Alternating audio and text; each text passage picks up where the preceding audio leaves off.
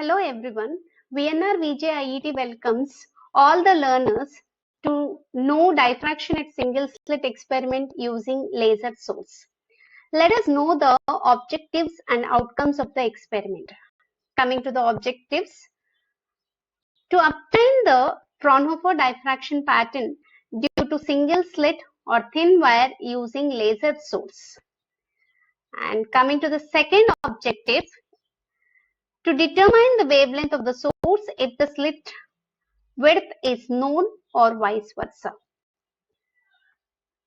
As outcomes of the experiment, learners after doing the experiment can reach all the objectives as outcomes, and the foremost one is learners can analyze the changes in the diffraction pattern with variation of the slit width and position of the slit. Now, let us move on to the resources which are required in order to do the experiment. In this screen, the leftmost part is nothing but the full setup of doing this experiment. In this experimental setup, the first one is the source which we use. The source which we use is the laser source, which is helium neon laser of wavelength 6328 angstroms. And the next one, which is very important, is the single slit, which is having an adjustment screw in order to vary the width, and it is mounted on the stand to keep in front of the source. The third one is the meter scale, which is used in order to measure the distance between source and the screen, which is noted as capital D, and to measure the distance between the slit and the screen, which is noted as capital L. And the next one is the recording screen. We use wooden plank as the recording screen, which we can see the diffraction pattern here. And in order to trace out this diffraction pattern, we use A4 size sheet along with pen or pencil. If we move on to why this experiment, that means move on to the reason for knowing this experiment, is nothing but VNR VJ IET makes every learner to know why and what they learn in this experiment. So as a part of why and what, why diffraction? You can see in this slide. It makes us enjoy the shades of colors and beauty in nature. Not only in nature, technically, diffraction plays a key role right from taste and texture towards the health and medicine in our daily life. So we have two major industries in our daily life. So these two major industries plays an important role in our daily life. The first one is food and beverage industry, and the next one is the pharma industry. In both the industries, particle size plays an important role and it changes all the properties. In both the industries, they make use of laser diffraction in order to analyze the particle size. And this particle size changes the solubility, flavor, as well as density and powder flow, etc., etc. in beverage industry. And here, the design of the medical bottles, even nozzles, also can be affected with the help of can be affected by the particle size. So this laser diffraction analyzes the particle size and decides the width of the nozzle. So what we are going to learn in this experiment? So in this experiment, we are going to use an obstacle, and in order to get the diffraction pattern, by tracing the diffraction pattern, we are going to know the width of the obstacle. That obstacle may be a slit, and it may be a hair, thin single hair strand, or it may be a particle. So by knowing the phenomena of doing that experiment, we can easily know the technique behind the laser diffraction to know the particle size. Then coming to the principle and formula in this experiment. Before going to the principle, we need to know what is diffraction of light. Diffraction of light is nothing but bending of light around the corners of the obstacle and entering into the geometrical shadow. Coming to the principle, when light passes through the vertical slit or a thin wire or a hair, it undergoes diffraction to form alternate bright and dark fringes, provided the slit width or the thickness of the wire is comparable to the wavelength of the light which is incident.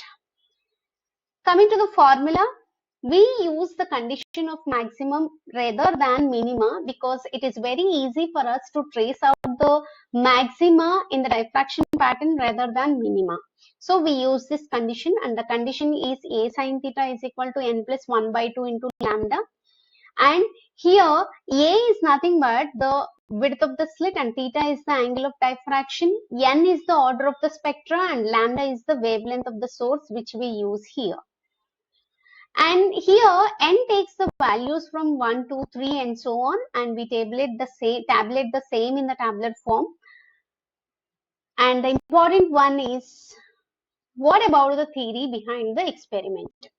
We follow two kinds of theories, that is Huygens wave theory and Fraunhofer diffraction, in order to understand the single slit diffraction. So according to Fraunhofer diffraction, we make use of a plane wavefront WW dash, and according to Huygens wave theory, each and every part on the wavefront acts as a source of secondary wavelets. So the secondary waves which are traveling in the incident beam direction and which are not interrupted by the single slit is made to focus at point P0 with the help of lens N. And as the secondary waves are not interrupted, we get the maximum intensity at point P0, and that point is considered as the central maxima. And we assume the slit width as A. Let AB is the single slit and the width of the slit is SA. If the secondary wave strikes the edges of the slit, that means if the secondary waves are interrupted by the edges of the slit, they make an angle theta and brought to focus at point P. The path difference existing between the secondary waves which are traveling with an angle theta is very important in order to have maxima or minima on the screen. If the path difference existing between these two secondary waves is lambda by 2, then they interfere destructively and forms minima on the screen. So the condition for minima on the screen is nothing but A sin theta is equal to n lambda. That is the condition for minima. In order to have the condition for minima, we Fraunhofer divide the slit into two equal parts. You can see that in this figure. If we divide the slit into two equal parts, then the path difference existing between these two secondary waves which are shown here is nothing but lambda by 2. So the path difference is nothing but A by 2 sin theta from this figure is equal to lambda by 2. So what is the importance of lambda by 2? If the path difference between the secondary waves is lambda by 2, then they interfere destructively to form minima. So from this we have A sin theta is equal to 1 lambda as the condition for the first minima. Similarly, if we divide the slit into 4 equal parts, then we are going to have the condition as A sin theta is equal to 2 lambda, which is the condition for second minima. The first order secondary maxima lies exactly in between the first minima and the second minima, and thereby we take the average of two minima conditions to get the first order maxima, secondary maxima condition. So if we continue further, the condition for the nth secondary maxima is A sin theta is equal to n plus 1 by 2 into lambda. We make use of that particular formula in order to do the experiment. Coming to the safety measures. So we need to avoid direct contact into the aperture of the source because laser light is very harmful to our eye, and we need to take care while aligning the source slit and the screen. We need to ensure that they should be very symmetrical in order to get the appropriate diffraction pattern on the screen. And we shouldn't disturb the slit width while tracing out the diffraction pattern. If we disturb the slit width, we are not going to get the In order to do the experiment, first of all switch on the laser source and let the laser source directly fall onto the aperture or the single slit. So in order to have the clear diffraction pattern on the screen, we can adjust the screw here. So if the width of the slit is decreasing, we are not having any point on the screen. That means any diffraction pattern on the screen. So I am slowly increasing the width of the slit. Slowly I am going to get the diffraction pattern on the screen. So if I further increase the width of the slit, I am going to have a single dot on the screen instead of the diffraction pattern. So from this we can understand that when the size of the aperture is comparable with the wavelength of the source, then only we get the diffraction pattern on the screen. In order to make the size of the aperture comparable with the wavelength of the light, we are going to adjust the knob here. So by using this, I am just increasing or decreasing the width of the slit in order to get the clear diffraction pattern on the screen. Slowly I am increasing. It is very difficult for me to note down or trace the diffraction pattern which is available on the screen. Now clearly I can notice the central maxima as well as the minimum. So as this screen is a wooden screen, it is not clearly visible.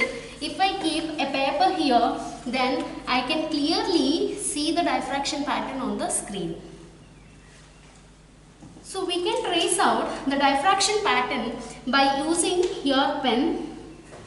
So this is the central maxima, and then this is on either sides of the central maxima we have minima, and this is the first order secondary maxima, and here also we have on the left hand side also we have second order, first order secondary maxima, and then second order minima, and here this is second order secondary maxima, and this is second order secondary maxima. So in the same way I am going to trace out 3 to 4 spots on either sides of the central maxima which is available on the screen. After tracing like this, I am going to remove the paper, and then by using a small scale I am going to draw the lines which is exactly in the middle of the spot.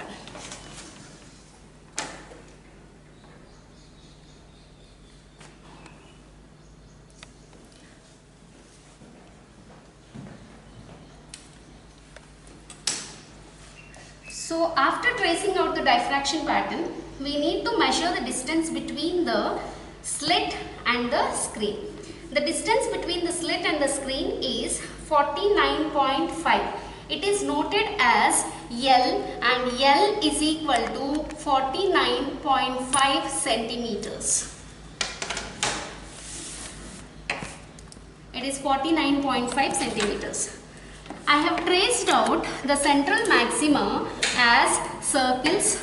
So in order to trace out the clear central maxima, I am just drawing a vertical line exactly in the middle of the central in the middle of the dot which is traced, and in the middle of the next secondary maxima one line which is nothing but the first order secondary maxima. On right side also similarly I am going to trace another one, that is nothing but first order secondary maxima, which is noted as R1 on right side and L1 on left hand side. Similarly, I am going to continue on either sides of the central maxima. So it will be R2 and it will be L2. If I note down here, this will be R3 and this will be L3. So in order to note down the values, I need to measure the distance from the central maxima to the L1. That is considered as, the distance from central maxima to L1 is considered as, is equal to, that is 0.7 centimeters. That is the distance which I have noticed. And on the other side, from central maxima to the right side spot, that is R1, is equal to again 0.6 centimeters. These are the values. So we need to take the average of these two in order to get the exact value. So x is equal to L1 plus R1 by 2 is equal to 0.7 plus 0.6 by 2. And coming to the observations part, so we have noted D value, which is nothing but the distance between screen and the source, and we have noted L value. For the second diffraction pattern, it is 69.5 centimeters. As it is not so clear, I have adjusted the distance between the screen and the slit. So it is taken now as 69.5 centimeters. And then the wavelength of the source is nothing but 6,328 angstroms. Then in tabular form, I have noted the first order diffraction values. That is, for first order maxima, secondary maxima, the value is 0.7, 0.6, right hand side value, that is L1 is 0.7, R1 is 0.6, and then Y is 0.65, and thereby we are going to have here sin theta and finally A value. So if we substitute these values, I am going to get 0.01 centimeters. That is the value I got here. So similarly, we repeat the calculations for second order, secondary maxima, third, fourth and fifth orders. At last, we take the average of this and then we show the result as A width of the slit is equal to 0.01 centimeters. Then, coming to the variation.